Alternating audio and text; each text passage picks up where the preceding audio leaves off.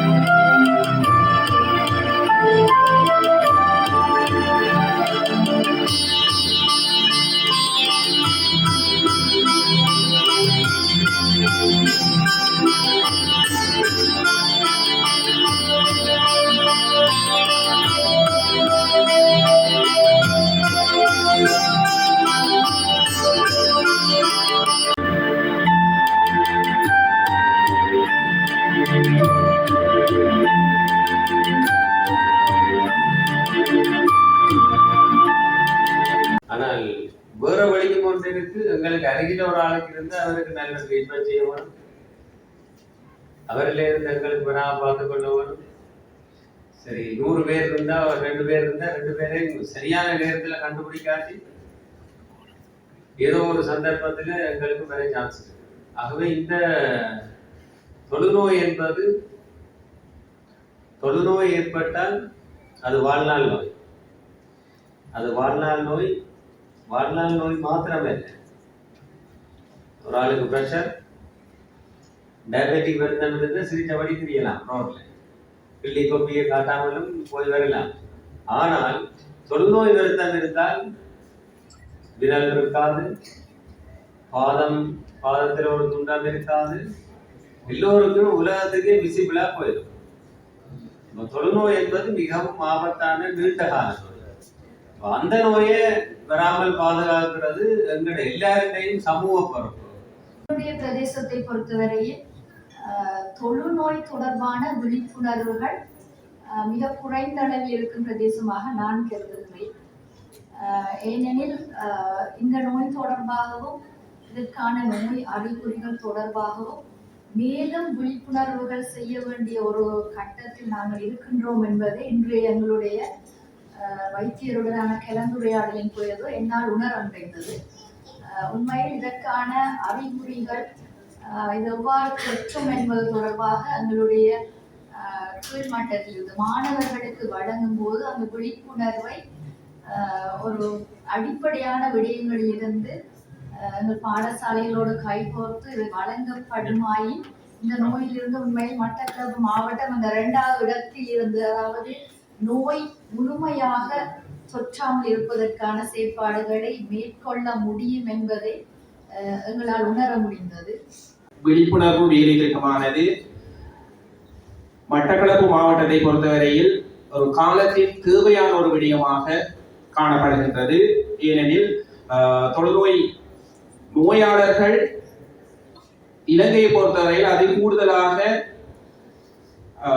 புதிய நோயாளர்கள் கண்டுபிடிக்கப்பட்டிருக்கிறது. 2வது இடத்திலே எங்களுடைய மாவட்டம் காணப்படுகின்றது. எனவே நாங்கள் இது தொடர்பாக பல்வேறு மட்டங்களிலும் ஓர் விழிப்புணர்வு நிலையில் செயற்பட வேண்டியவர்களாக காணப்படுகின்றோம். ஏனென்று சொல்லி சொன்னால் பல மாணவர்களிடையே இந்த நோய் நிலைமைகள் இனங்காணப்பட்டிருக்கின்றது. இந்த நோயினை பூரணமாக கட்டுப்படுத்த முடியும். அந்த அடிப்படையிலே இது தொடர்பாக இந்த நோய் நிலைமை எவ்வாறு ஏற்படுகின்றது, எவ்வாறான நடைமுறைகளை நாங்கள் பின்பற்றும் போது இதிலிருந்து விடுபட்டுக் கொள்ளலாம் என்பது தொடர்பாக சமூகத்திற்கு எடுத்துச் செல்லும் ஒரு கருவியாகத்தான் இந்த பாடசாலை மாணவர்களையும் இந்த விழிப்புணர்வு திட்டத்தில் இணைத்திருக்கின்றார்கள். இந்த பர்டிகுலர்ல என்னுடைய தோல் வைத்தியம் சம்பந்தமான எனது பணியை நான் மிகவும் நீண்ட காலமாக ஆக்கி கொண்டு வருகின்றேன். 2006ஆம் ஆண்டிலிருந்து நான் செய்து கொண்டு வருகின்றேன் தொடர்ச்சியாக. ஆனால் இப்படியான ஒரு விழிப்பூட்டல் நிகழ்வு இதுவரையும் இடம்பெறவில்லை. இது முதன்முறையாக இப்படி ஒரு சிறந்த எல்லா மாணவர்கள், ஆசிரியர்கள், பெற்றோர்கள் எல்லாரையும் விழிப்புணர்வூட்டக்கூடிய வகையில் இப்படியான ஒரு முயற்சியை எடுத்தது எங்கள் டாக்டர் முரளீஸ்வரன் ஐயா அவர்களுடைய சிந்தனையும் டாக்டர் லுபோஜிதா அவர்களுடைய ஆற்றல், அவருடைய ஈடுபாடு தான் இது நடைபெற்றிருக்கின்றது. அது மட்டுமல்ல, இந்த ஆசிரியர்கள், அதிபர்கள் மற்றும் ஜோனல் டிரெக்டர்ஸ் எல்லான்ற ஒரு ஒத்துழைப்பால இப்படி ஒரு நிகழ்வு இடம்பெறுவதை நான் உண்மையாக பாராட்டுகின்றேன். தொழுநோய் பற்றி நான் கதைக்கணும்னு சொன்னால் அது மிகவும் சாதாரணமான ஒரு தலைப்பு எனக்கு.